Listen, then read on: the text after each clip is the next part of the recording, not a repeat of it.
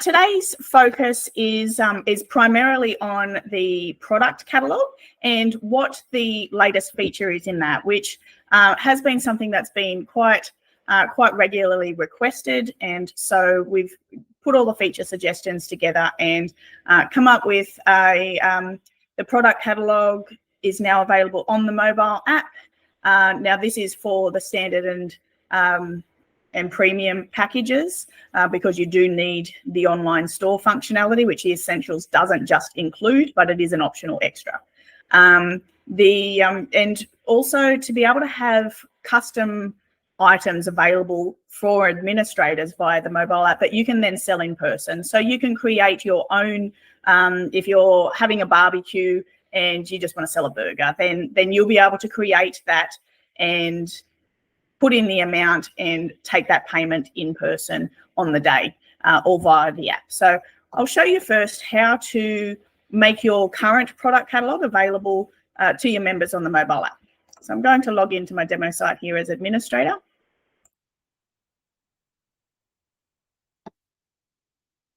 Okay, all right, so logged in here as administrator and the product catalogue is in your list of modules as product catalogue here. So if you haven't already got products set up in your catalogue, you will first need to create a category. So your categories are all listed here and it's just adding a category is just giving it a name. You can have tags that, and this is another recent feature release, is that you can now lock down specific categories to be member or tag only. So they're not, you can have a online store that's available to all of the public, but just specific categories are locked down to just your members, just specific member tags, which we're also going to look at today, or just specific roles that you've created in security. So once you've created your categories, you'll have a list of them all here, and then you'll be able to add your products. So we can view the products by clicking on the product icon, and that gives us the option there of creating a product. Or we can go straight to the products list here and select which category we're going to add a product into and just click on the add product. So as you can see, it's just a form that you're going to fill out to give the product details. You'll be able to upload a main product image and then up to 10 sub images as well. So if you need to have various angles and things of a shirt or jumper or a hat or something like that, you can add all the additional images for your members to scroll through and see just what it is they're buying. And then you're adding your price, your options for pickup or delivery, both or neither. And you can also have your size and color options and a free text option, which quite a few of the clubs will use that if they're doing embroidery of names on shirts or anything like that. You can have various different text options in there, which you can create what it is that you want to add in there. So once you've created we'll just use a different example.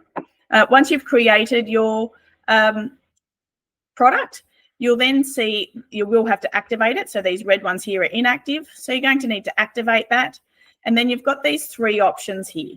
So the first option is the product catalog. If I click on that, it's going to bring up all the different ones that we can add in here anyway. So the product catalog is what's going to display on the front end of your website. Adding it to the product catalog is basically giving it permission to be sitting in an online store for your members to purchase at any time. So we can add it into that one. And you will need to activate it. Membership, if you link it to membership, which we'll add in there as well, your members will have the ability to add that to their cart when they join or renew their membership. So before they make it right through to checkout, when they're purchasing a membership, it will ask them, do you want to add any of these items to your cart? And they will be able to add them in or ignore that. They'll be able to see the details and so on whenever that is linked to membership. And then we now have the Member Jungle app. So if you're adding it to the mobile app, then it's going to be visible via the quick link that's on the dashboard of the mobile app to be able to be added to their cart via the app, and they can make their full payment and everything all just on their phone in the app now. Okay, so now you can see that all three of those are lit up, which means that it's available in all three of those different portals. Once you've added them on here, on the store, you will be able to see in the store, you will see how it displays for the product catalogue. So you'll have these ones here with the little star and the border around them are featured items, which is just clicking a little star next to them in the catalogue. And they'll be able to scroll through all the different categories here as well. Clicking on one of those, they'll then be able to select their different colour, size. This here is the free text field and what the quantity is. And if you have put in stock numbers, then and there's only 5, for example, then all of these other ones will be grayed out. It won't let anybody purchase any more than what's available in your stock numbers. So that's the product catalogue that's available to your members on the website. And again, that's in the standard and premium package. So once you've got that set up on the app, you'll then be able to log in as administrator to your mobile app, and you will be able to go to the product catalogue in the app. So you can see we've now got the button in the shortcuts here. It is also available over on the list in here as well, so your product catalogue. And if we go into that as administrator, I'm just going to have to move my picture here. You've got now the big button down in the bottom right-hand corner that's called Create Admin Order.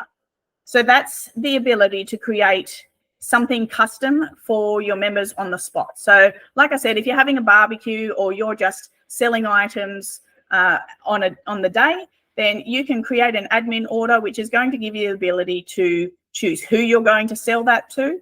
Now, if the person isn't in the system, so if it's just someone walking in off the street, they're not a member, and you just need to create a new person, then you can put their name in so that it does, of course, I've got a member called new person.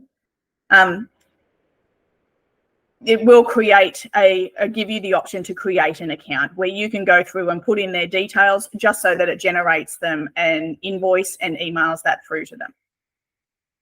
If it is for an existing member, so if I'm going to sell a burger to Jack Black, it'll then match it to their membership, and it'll bring up the cart for us. And you can see at the top there, we've got add a custom product. So clicking on that, I can say Jack's buying a burger for $10, and I've got the option of adding that product or adding and saving the product. So if I'm going to sell lots of burgers today, then I can add and save it, and that will be available for me to keep using that same option all day. Or we can just add a product, and that will then add that to his cart. You can still add a discount in here as well. So I can say he can have $2 off, and that's also going to apply that discount and update his total. And then I can go through and view the cart and check out. So on behalf of Jack, I'm going to go through. He doesn't need shipping. We can go to payment, where we can say he's going to pay cash, for example, which will just generate the invoice for him. Or we can go to, we can choose the credit card here. So if we continue on that, I can then put in his credit card number and details manually. Or the option over on the top right there is to scan a card. Now that's just going to bring up the card option to scan that, and that'll input all of those details in. And then it will go through the process of making that payment for us. So that will be able to be used by any administrator with product catalog privileges logged into the mobile app. So you can put as many as those through as you like, and it will enable you to create all of those purchases. As you can see, you can also do the manual order of any of your current product that you've got set up in the product catalog. Anything that you've linked to the mobile app will be available in here, and it'll be the same as what it is for the current site. You've just got your images sitting down below here, and they'll be able to choose. So if we add that to cart, clicking the cart icon, we'll be able to choose the different sizes and colors and so on in there as well, and add that through to the cart. Oh, we've got a required field of, do you want your name? So again, that's going to add it into the cart. We still haven't checked out with the burger, so that's just adding it to it. And we can go through and generate that payment for them. So that's all available on the mobile app now, which I think will be a really good, useful tool for lots of different clubs. And as I said, it's been something that's been requested quite often. Okay, so something else I was going to chat about was the new member tags. Now, member tags is, oops, I don't want my card. It's designed to group your members. So working similarly to roles in security, in your members tags area, you will have the ability to create various tags. So in our system, we've got gold, silver, and bronze. So you'll find it down here in your membership settings. You've got member tag settings. So basically, you're just giving them a name here. We've got some clubs that use that when they've got lots of sub clubs, and that will then group everybody that's in those sub clubs. It can be used for people that we've got car clubs that will use it for drivers or associates and so on, if they haven't actually done that in the membership levels themselves. So there's lots of different ways. It can even just be email me a newsletter or post me a newsletter. So it's lots of different ways that you can just group your members, and you can make it available to the members in the membership form, or you can keep it as administrator only. So creating a member tag, as you can see here, it's just adding in the just adding in a name. Spell. Okay. You can activate and deactivate them. Displaying the member tags here. So on the hover here, it just shows in the member pop-up. So when you click on a member's pop-up, clicking on their name, it does show which tags have been allocated to that member at the top of their pop-up, so you can see exactly who they are and what you've tagged them as. So saving that in there, you then need to add it into the membership form. So we need to go over to the membership levels and list levels. We've got all our different levels here. And if we go into the membership form, you'll then have the drop down. I'll just check if it's already in this one here. It is. So I'll take it out so you can see where it's going to live in that list. So you're going to add a form field, and in here you'll have the member tags option in amongst all of your member demographic information here. So adding member tags in here, call it whatever is relevant to your tags, and then it's going to go into the bottom of your form here. So as I mentioned, at this point, this is going to be visible to all members, but we can make it so that it's only admin only by clicking on the edit icon here and saying that it's in the field access, we're going to make it admin only. So only administrators can tag these people, and it's really just for our filtering purposes. If you want to have it, like I said, for a sub club or so on, you can have it so that it's editable by members, and that will just be an additional field in their membership form for them to complete at sign up and renewal time. So once you've then added that into any relevant membership levels that you need to, you'll then be able to see which members are part of each tag. So you've either allocated each tag to your members, or you have put that in your membership form for your members to do that for you. We can then click on the member's name, and you can see up here which tag they're part of. So one with multiple tags.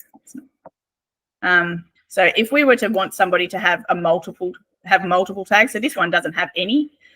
If I go to memberships and then the details here, this is their membership form.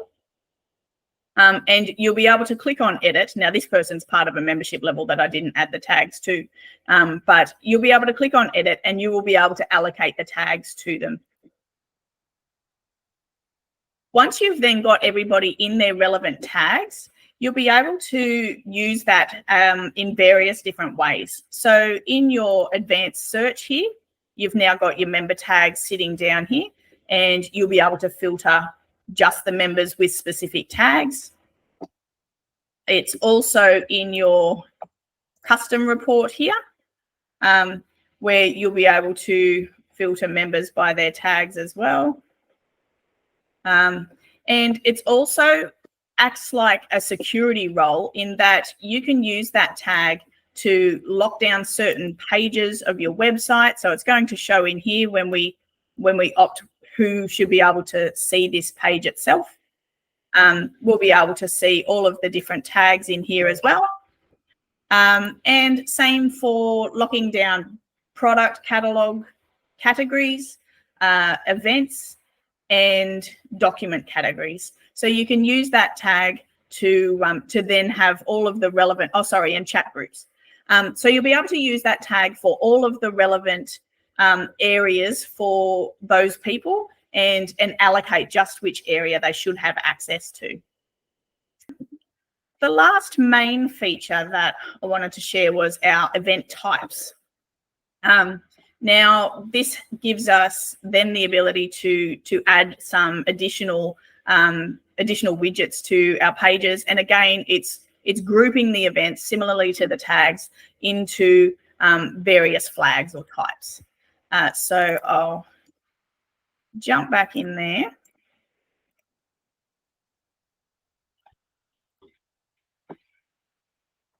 Okay, so heading over to the events module. You've now in your settings here got the option of event types. So you can add all of your different event types, and when you add them, it'll also ask you what color you want that to be. So it will highlight all of the different types in your events with whatever that color is that you choose. So keep that in mind. Some people like to keep it as part of their sort of branding colors and things like that. But yes, you can dictate just which color you want to show in there, putting in the hex color or clicking on the button here to select which color you'd like. Once you've created all of your types, if you've got existing events, you can just edit those. And on the first page here, you'll see event type, which you'll be able to choose just which one that is relevant to, and add that in there so that you can then save it. Once you've added all of your different events into their different types, so I'll just add another one so you can see the different colors. You'll then be able to see on your event page, it highlights what type of event each of those are. You'll then also have the ability to add in our single month calendar. Now, this calendar has been used by some clubs in the past, and it's something we've kind of styled to suit their colors and things like that, but we've had to style it manually to look like their branding and everything. Now it will dynamically use the colors that are on your site and the colors that you dictate you want to display on your for each event. So all of your different event types will display in here as a list. They are clickable, so we can go through and see the details of that event, and they can filter through by weeks, months, years, and so on to see all of the different events that are available in there. We can click through and then see that as well, or just flipping through with the next and previous ones. So this widget here is available in your list of widgets. So on your pages here, if you go into your widgets icon on whichever page you want to display that on, and then it's available in here. So your single month calendar. So you would click on add widget and find your events listed in here. And it's displayed in here as a center widget and the event's single month calendar. So you can see that one's already added here. And then clicking on the cog, we can choose just what the default is for the period that we want to show on there. You can choose categories. So if you have site-wide categories turned on for your website, then you can choose if it's only going to be certain categories, and you can dictate just which event types are going to display on there as well. So if you don't want all of them to display, you can just select some, or you can leave them unselected to have all of the different categories display in that event widget, so that it shows you a full list of events and just categorized out like that.